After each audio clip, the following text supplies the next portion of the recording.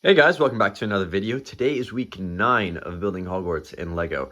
And despite how much progress you see in front of us, we still have a lot to do before this castle becomes fully operational. Now, I'm going to jump straight into it because I don't want to waste any of your time. Last week, I started talking about the bell towers. I talked about it the entire video, never got around to it. So I will just start there immediately.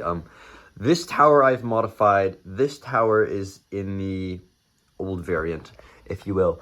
The only difference is, as I said in last week's video, I took down 2 bricks from down there and added them to the top, which is why you can see that this upper portion is a lot taller, and there's 3 rows of windows as opposed to 2. And I'm not entirely decided which one I like better at the moment, so I'm just going to leave it for the remainder of the video, and by the end I'll have made my decision and I'll either change this one back or change that one to the new version. I do think this one looks a little bit proportionally better, but there's something currently off about it which I might later improve as the video goes on. But in any case, we have other things to focus on.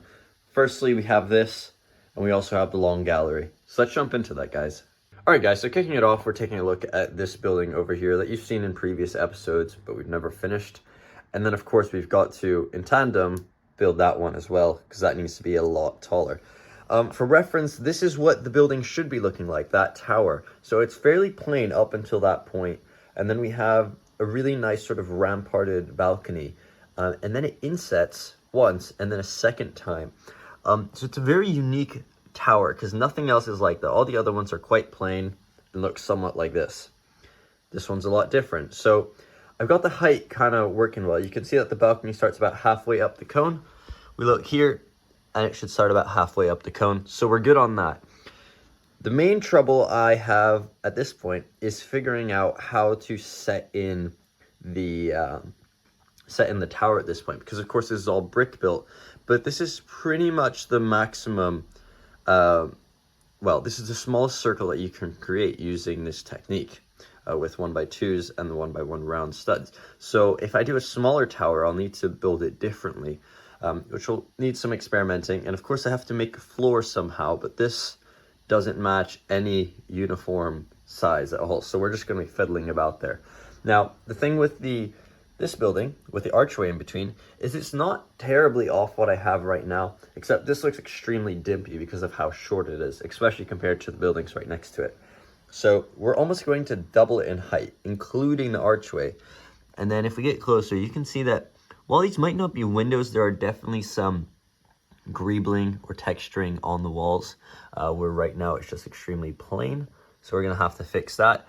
And then the roof also seems to be a little bit steeper. Now the problem is I've kind of run out of these slopes, but I might be able to salvage a few if it does seriously make that building look a lot better.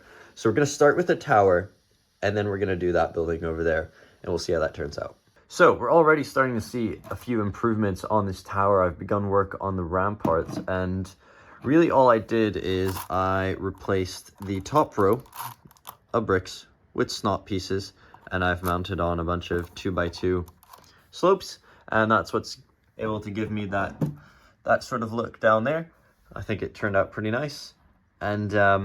And then what I've done beyond that is I've now used 2x4 and 2x3 bricks to try as best as I can to make a walkway around the perimeter of the building, and then whatever goes in the middle will hopefully block the hole. And then with tiles and such, we'll try to cover up those gaps as much as possible. Now beyond this, what I've also gone ahead and done is work on this top bit up here. And this is what I've come up with so far. It's not perfect, but with a little bit of experimentation, I think it's starting to bear resemblance to what I'm going after. And I've just put it on some stilts for the moment, so that would sit somewhat like this. Well, if it was centered. And so there you go, you start seeing how the breakdown of the tower is looking. Now, the one thing I will say is that it's a little too tall and skinny compared to what we're looking at in the Hogwarts Legacy gameplay. So I don't know if that means that I need to shorten all 3 sections or just one of them, but I'll play around with it. But I think in terms of the shape, going from the cone to this little bit at the top, then splaying out, and then being the main tower is looking really good. Right, so here's a look at the tower back in the mock, and I've shortened the top bit slightly by taking out 2 rows of bricks, and then I basically completely got rid of the stilts and said, oh, what would it look like if I were just to put the roof directly in this spot? And it almost perfectly fills up the space. And frankly, even though it's not entirely accurate, when you take a step back, I do think it works. I might have to fiddle a bit with raising it slightly, just working a few things out, just so that it looks good in my head. But for the time being, I would say that looks how I initially imagined it. And when you compare the heights of that tower and that tower, they're working well next to each other. And even the grand staircase tower, it now doesn't look so alone over there because of the height of that tower. So now to even this bit all out, we've got to raise this building as well. So I've gone ahead here and updated this building here in the middle, raised the archway, as well as added in some windows and these small little columns just to add a little bit of detail on the facade. It's not bad. It doesn't look accurate to Hogwarts Legacy or the films or anything for that matter. I think I did, fall into the mistake of that not being wide enough. That was a huge point of earlier videos, and I thought I had measured it out correctly this time, but realistically, if I could, I would try to widen it because the proportions of this are just a bit off. But I don't really want to mess with anything at this point because I think it looks pretty decent in its current state. And then once you start adding trees and people and just general detailing, that's one of the elements of the castle that you're just never going to pay attention to, especially when there's buildings like that and that right next to it. You're not looking at this at all. But in any case, moving on, before I get onto the long gallery over there, I want to work here on the bridge just because it's quite a simple task. I think we need to do the arches underneath, and that will start bringing this area to life a little bit. So I'm gonna pull up a picture of what that's supposed to look like, and we'll go ahead and build that. So the main thing to note with the bridge is that there's 2 sets of arches. There's this smaller row, which technically, if that were a realistic bridge, that would mean that there are 2 routes across. So there's the upper bridge, and then there's a covered bridge underneath, which would presumably go between underneath somewhere in here in some dungeon to a dungeon in there, which is quite cool to think about. So there would technically be 2 bridges, and then there's these huge, large columns underneath. So for the upper bridges and the lower bridges, I'm simply just thinking of using these standard ones for the top, and then using a 1x8 for the bottom, because as you can see here, 2 small arches make 1 large archway on the bottom, and that's really what we're going for. However, that is quite a tall bridge, and in mine, I actually only have 6 bricks to work with. So we're gonna figure out a design that looks accurate to that, but at the same time will work with my height restriction. Right, so what I've got here is 2 different versions of how the bridge could look like. One is having both sets of arches underneath the main walkway, and then that would be more accurate to what the movies and the game shows. But of course, those are considering that there is a huge, 20, 30 meter drop down to the water. So there's huge columns underneath these arches. So that would obviously be more realistic. The other option that I've come up with is the same exact aesthetic, but you have the large arches underneath the walkway and the smaller arches above. So when you look from a distance, it looks practically the same. However, because we get larger archways underneath the bridge looks larger than it does here. That one looks quite dimpy and low down to the water, whereas I think this one works a little better because it looks like it's coming out of the water a little bit more. So even though it's not entirely accurate, I think I'll be able to look past that simply because it has the same design.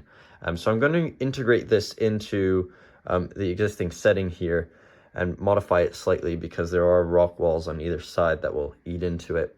So it'll take a little bit of work, but I'll get back to you once I figure out how to integrate this. I thought I'd quickly show you what it looks like when I'm actually building underneath the castle, as you don't really get to see it as much.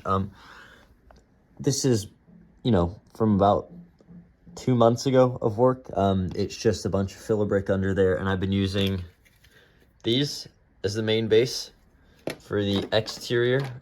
And then I just plaster on a bunch of slopes on top of that. Obviously, these are big, ugly rock pieces or burps.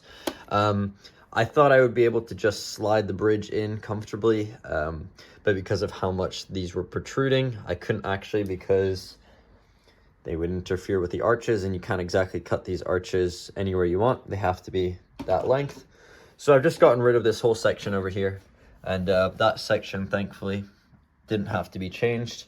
And so what that will look like is, once it's slotted in, if I can get it in, there we are. The bridge will start looking somewhat like this. And then you can see how I'll need to fill in just right there and over here, and mask where it touches the rock wall with some other slopes and such to make it feel a little bit more integrated. But this is looking very good. It's looking very good. And I think on top of, this base design, I'm thinking of interspersing some torches along each of these columns, which would be kind of cool. And yeah, we'll see how that turns out in a second. All right, guys. So since the last clip, not only have I finished up the bridge, but I actually decided to go the extra mile and detail this whole area. So as you can see, I've tiled off the entire courtyard and bridge area over here, just to get an idea of what the MOC would look like when it is done. I even went a bit further and started experimenting with just some basic foliage and terrain detailing. This is just adding plates and tiles and such. And I think it does help. Now, of course, this bit in the sort of in and around the castle won't be heavily forested or anything. That will be reserved for what I do with the Forbidden Forest down at the end.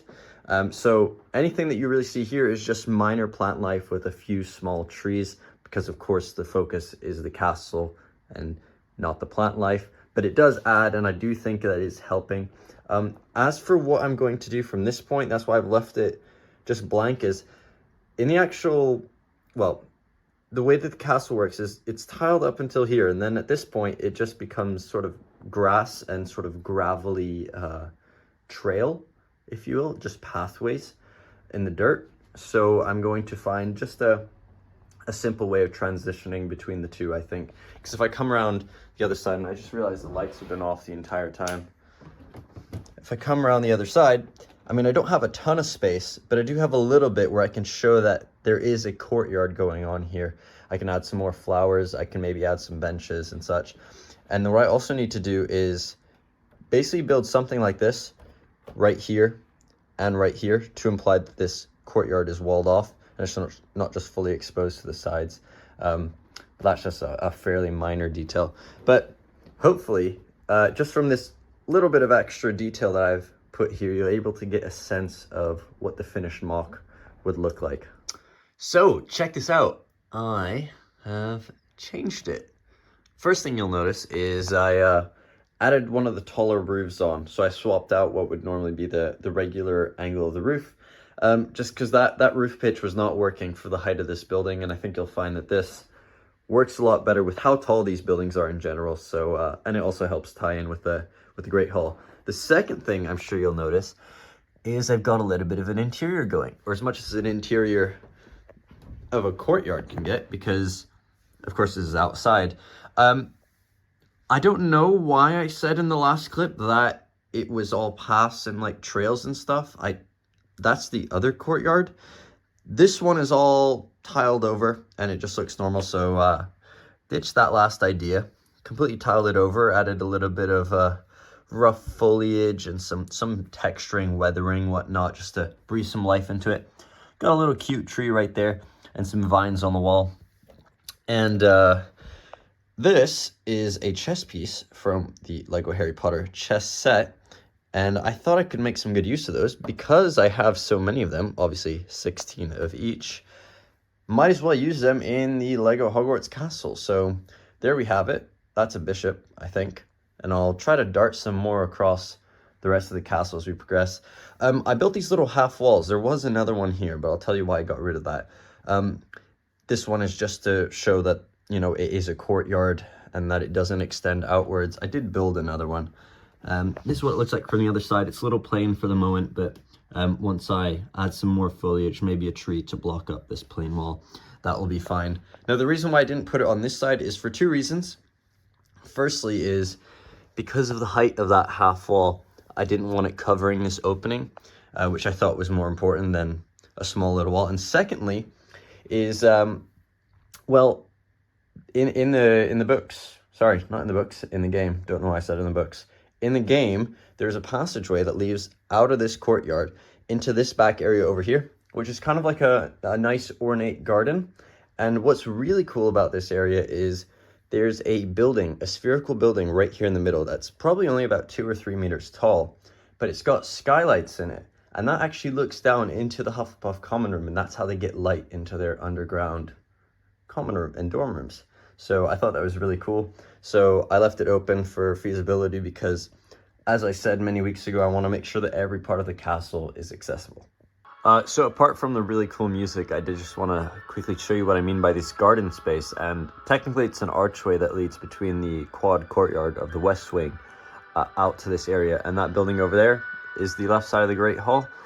So that's that round tower I was talking about that you can see has little lights or windows, sorry, that look down into the Hufflepuff common room, or what I know to be the Hufflepuff common room. Also, these down here are also windows down to the Hufflepuff common room. So I just thought that was a kind of a nice Easter egg. And there's an embankment over there with some paths and just general greenery. And this place looks very nice, so I want to try to recreate it. So that's just a little bit of what I want to do in this section over here, but I'm going to put a little pause on it because I can't actually start building on this area yet because I have to finish what goes on underneath down in the dungeons. And that's a bit of a problem. What I've done here is, as much as this was fun to make, I might have to damage it slightly and rip it up in order to get back down to this section once I have a better idea of what I want to do. So this is going to be put on pause just for the moment. Anyhow, we've been focusing way too much over on this area, and I think we've almost forgotten what goes on in this section. This long gallery has been in this state for like 4 weeks. So the next step is to build it. I know, right? But to do this, it's a little bit different because I have to do the interior for this because I can't get away with saying, oh, there's different floors and I'll get back to it later. No, really, the library is shaped around the shape of this building, so I kind of have to do them in tandem. So you finally get to see me build an interior and not shy away from it. I'm starting to get very nostalgic vibes, as if we've rewound the episodes to like week 3, back when Hogwarts was looking like this. The reason being is I actually just took off the tops of all of these towers so I could get down into this area and not be knocking them off all the time. What it has allowed is me to see the insides of all these buildings again and realize that, you know, some of them, I had gone ahead and experimented with some interiors. Some I didn't even bother with. Some I most certainly didn't even bother with. And it's just like, yeah, okay, so the outsides of the towers might look finished, but there's so much of the castle that's still missing. And in fact, there's a part of me that wants to go back at some point and try to figure out ways to open up these buildings, whether or not means, you know, building them modularly so that I can take off floors and see different rooms, or if I can open up entire walls, slide them off. But I feel like if I'm going to put enough effort into making interiors, like I even did in this building, I want to be able to see them and I want to be able to access them easily. So it's going to be a little counterintuitive, but I just want to finish up the exterior buildings, know that I've got that sorted and I know exactly what it's going to look like and I've got all the pieces for it, and then I can take my time and slowly take it apart and modify it, if you will, so that we can get into these interiors. But since this one's not done at all, except for that front wall, I'm going to try to figure out a way where I can just peel off the entire back so that you can see into it like that when it's finished. So while this has taken significantly more time than I originally expected, I cannot state how much fun it was to actually work on this interior. It's probably because I've been working just on castles, and finally I get the time to like tone it down a bit and let's do some floors, let's make some furniture. And check this out. Oh, I know it's not special, it's just some jumper plates. But this is my idea, is just literally just pull off the back of this wall and you'll be able to see into the library. But it'll get slightly more complicated as we go along because from this point onwards, I have to build a roof.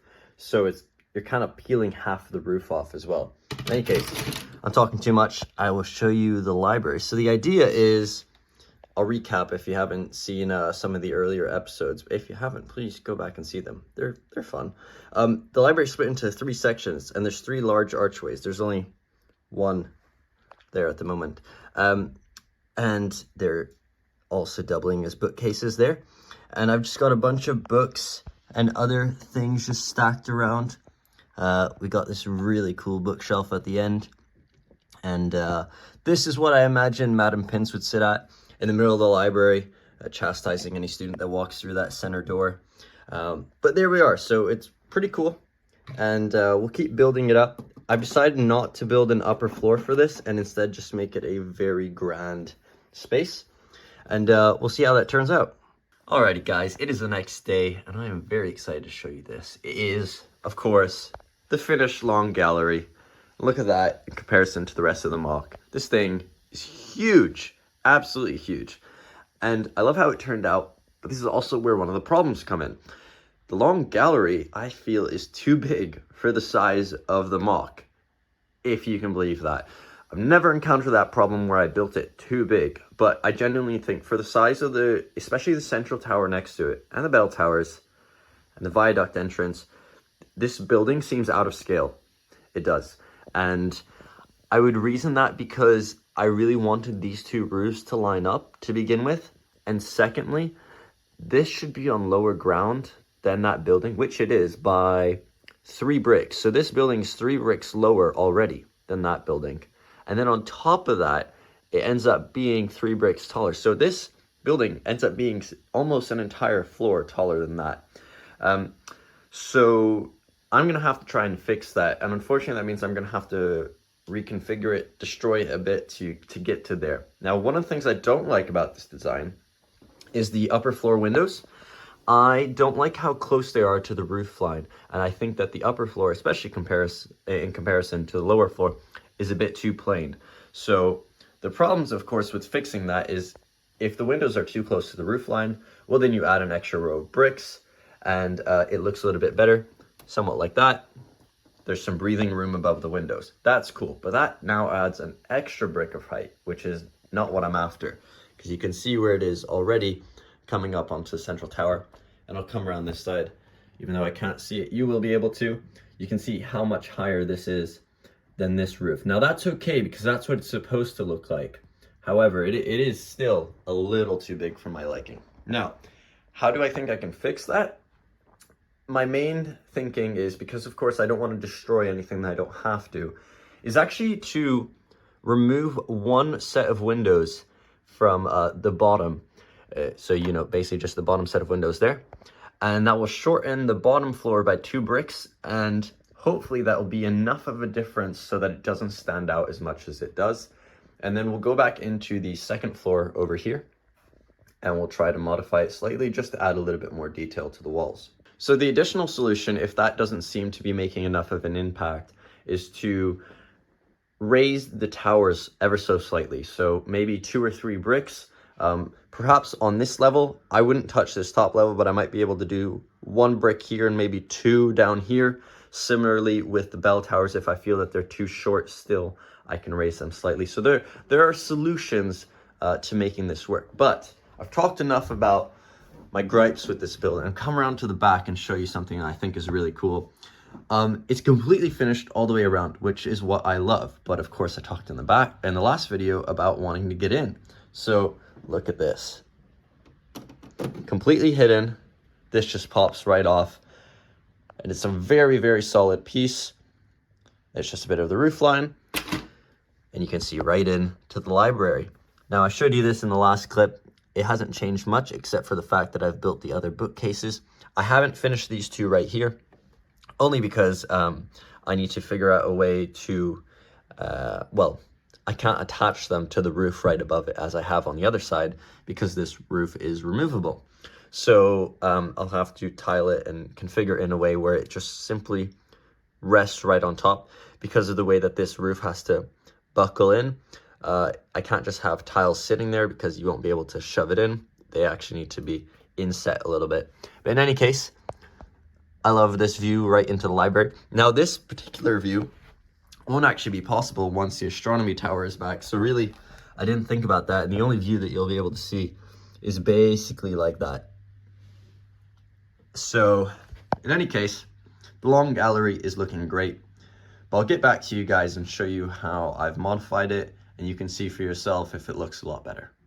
Here's just a very quick interim video of the difference between the original 3 windows with an arch window at the top versus now reducing it by 1 row and having only 2 regular windows and an arch window.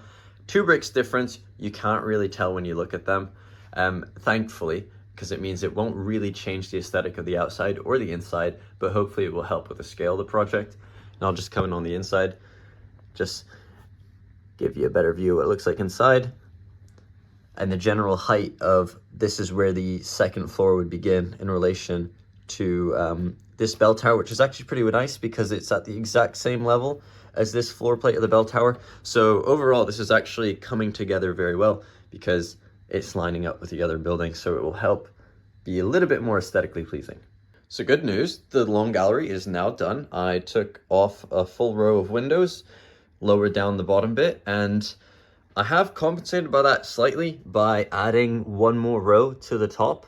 And I've added this little sort of crown molding, whatever you might want to call it. I'm not sure the exact name. But that's only to help tie in this building in with this one over here, the viaduct entrance, which does have those right along the roof edge. So it's a nice connection between the two, and it also helps balance out that top floor where the window arches were very close to the roof line. I've also added a little bit of detail right here on the columns, just with these, as I've done almost on all of the major spires that you can see around the castle. So it's just helping to give it a little bit more of a uniform look. And the other great thing is the 8 windows that I saved by taking out there are exactly what I needed to raise the height of this one by 1 row of windows. So I have decided to go with the new version. Over the course of the video, I just found that it looks a little bit cleaner and looks a little bit nicer. So that's what I'm in the process of doing right now, just raising that very simply. And I'll take you around the other side very quickly, show you what the back of the courtyard now looks like with the astronomy tower. It's very tight to get back here. This is what it looks like. It's a bit tight, and there's a bit of a design flaw here in that when I take this off, it knocks down those 2 spires because of these little moldings now I have.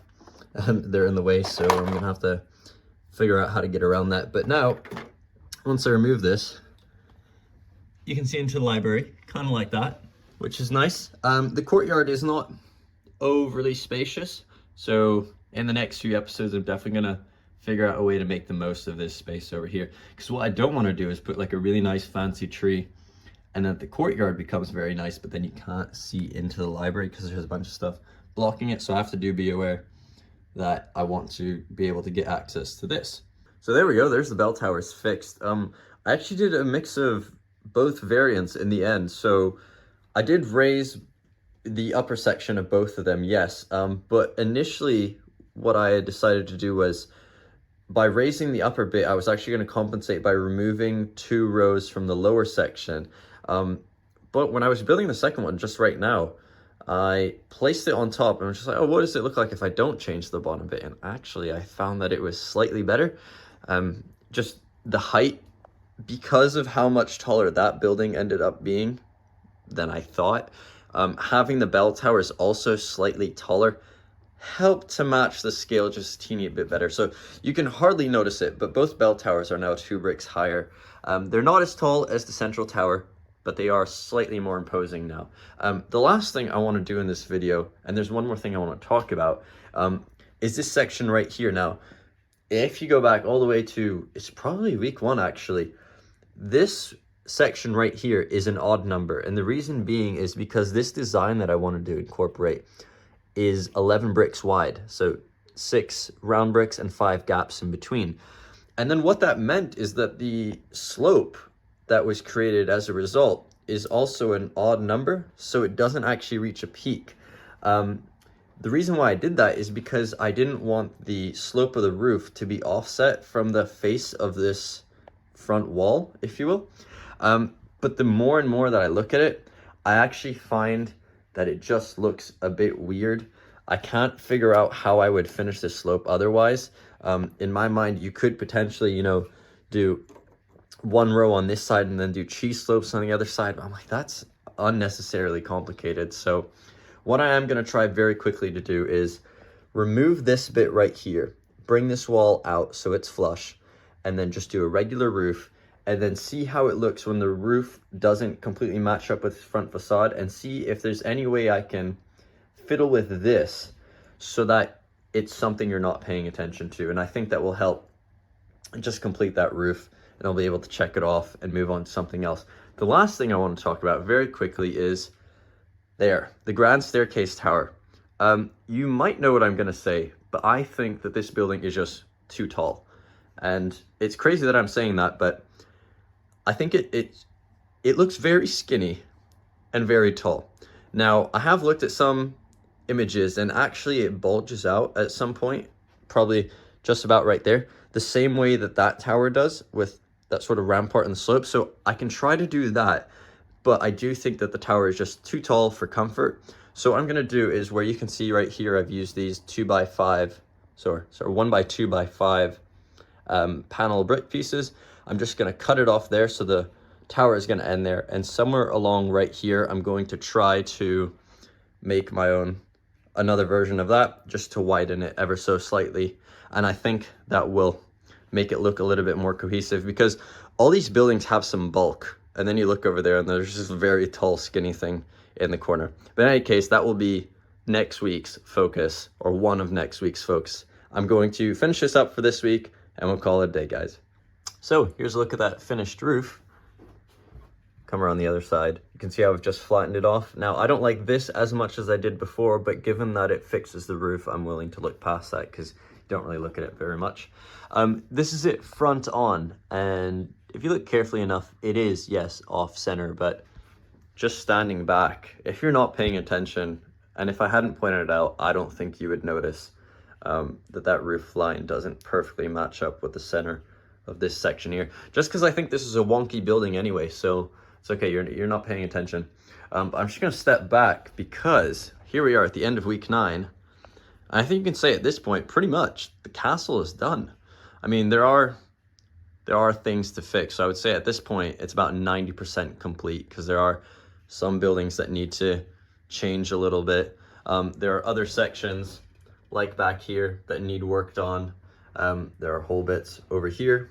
But in terms of the castle structure, we're about 90% complete, so it's looking really, really good. As for what we're going to be doing next week, I want to take a little break from just building regular castle things and working over here and starting over there. I've got about a base plate and a half to 2 base plates to work with over here.